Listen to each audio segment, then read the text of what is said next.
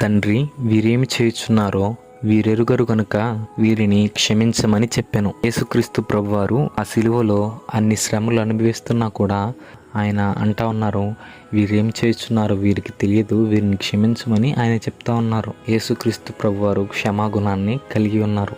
మనము కూడా క్షమాగుణాన్ని కలిగి ఉండాలి. ఇతరులను క్షమించే స్వభావము మనకి ఉండాలి.